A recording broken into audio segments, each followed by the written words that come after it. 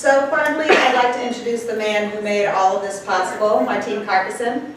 Martin came to CSU in 2003 and started the Center for Public Deliberation in 2006. He's not only recently been promoted to full professor, Martin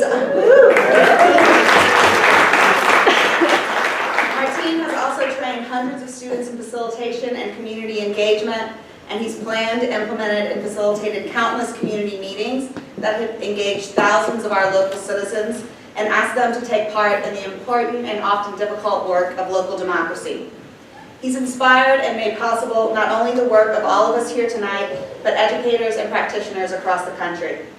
The CPD has become a model that has now been replicated in communities across the nation, with over 70 other centers for public life that have been based off the model that Martin created right here at CSU. It is no exaggeration to say that Martin has been a key piece in improving democracy, not only in our community, but across the country. So without further ado, I'd like to introduce Dr. Martin Carcasson and give him a huge thank you.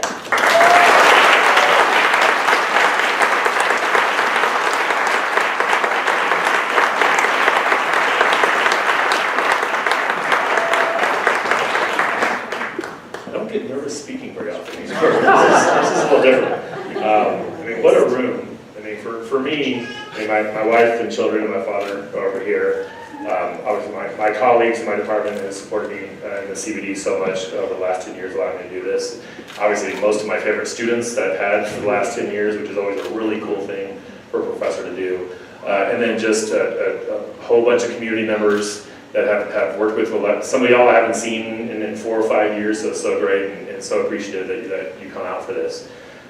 So to be looking out at this room of my people is rather sublime and kind of overwhelming in some ways. I hope you all get a chance to have this experience, preferably before your funeral, because then you get to experience it a little better. But I do, as you walk out, some of y'all signage going in, but we have like a big frame that you can kind of write on the outside of the frame and sign your name and things like that. And we're going to put a picture in the middle of it. So this is the picture we're going to put in the middle of it. So if y'all want to kind of smile and look up here, I'll kind of capture it from up here. So we kind of have the whole room. Yeah. We're all just sitting here like... I don't care. See, when I'm in pictures, you see how much hair I used to have when I started this thing, and how hard the work is. But it is great to get a chance to stop and celebrate. Obviously, for a lot of us that are focused on community and the quality of our democracy, it's been a tough few months on how divided we are. As the mayor kind of said, my work used to focus on national politics. When I came to CSU 13 years ago, I made that transition from focusing on from national to local, because I wanted to make an impact. And I knew in my classrooms I was sparking a different kind of conversation, and I was curious to what degree could I transfer that to the community when I didn't have great power over people.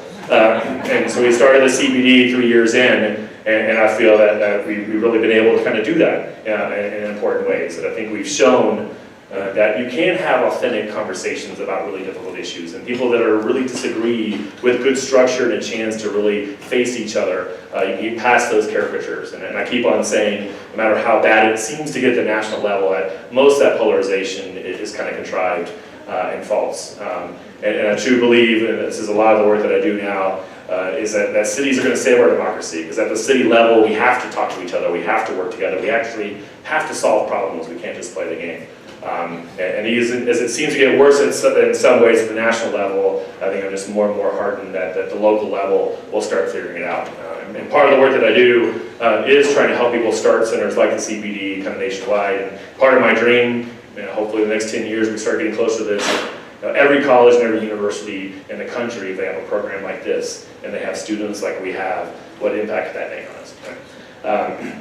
But what I primarily want to do today is continue the thanks, because this is co-creation is the big hot word now in cities, and clearly the CPD has been co-created in lots of different ways. And again, looking out at the audience here, I do want to particularly thank my department, Communication Studies, and the College of Liberal Arts, and the university for creating this. If this works for you, this was actually, if you look at your table, there's an article that I wrote in the Coloradan, the editor here, to kind of announce the CPD to the community. This was back in, I think the article was in January of 2017, right before our first big event, to kind of introduce ourselves and ask the community, what kind of issues do we need to be talking about? And this is the cake that we had there. A lot of my writings back then would end with this phrase. I like the phrase from the preamble because it is the notion that we're never going to perfect this. We're never going to get this exactly right.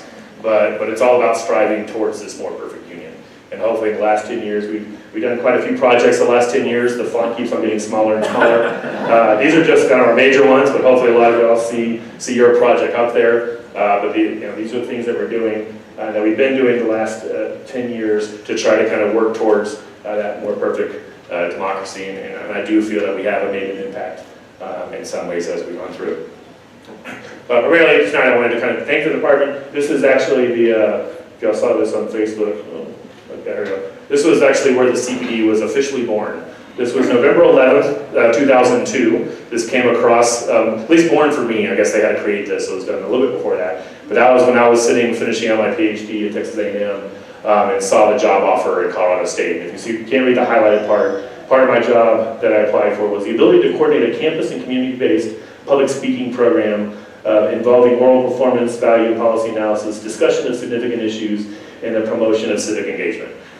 So that's the ball that I was handed, and we took off with, and we co-created what became the CPD with that. So I want to thank the department for having the foresight. If you didn't know that the department used to support the debate program, decided to end that support for a variety of reasons, and then the CPD kind of came out of that in some ways, of looking at the power of deliberation to bring us together versus focusing so much on the power of debate.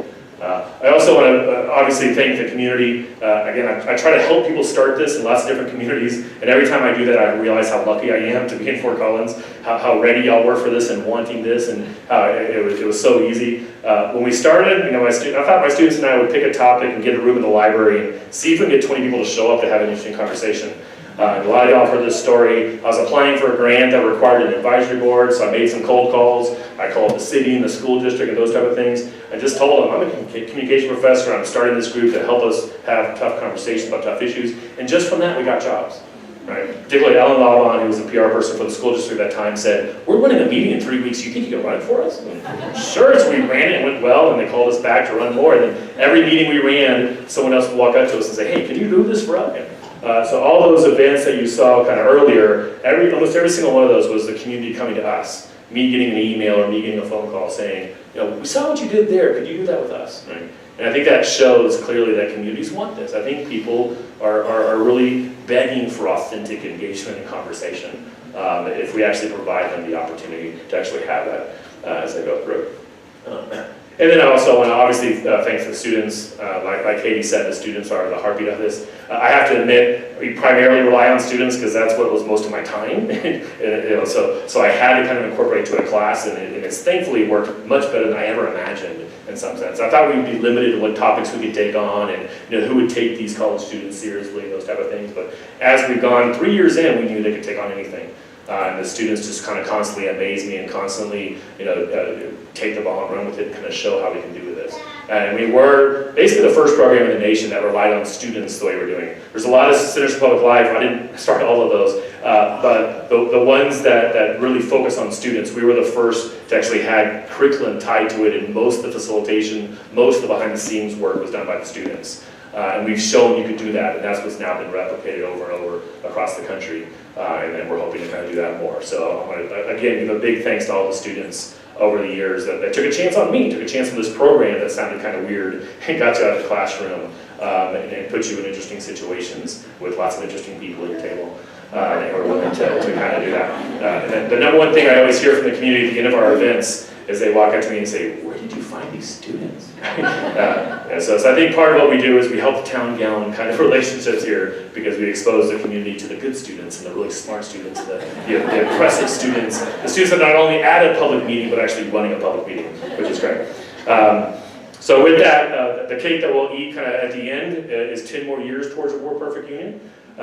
So we'll be working nationally, but also kind of locally to kind of continue this, and I hope that you stick with us to continue to co-create, kind of build this as we make this and continue to make this program.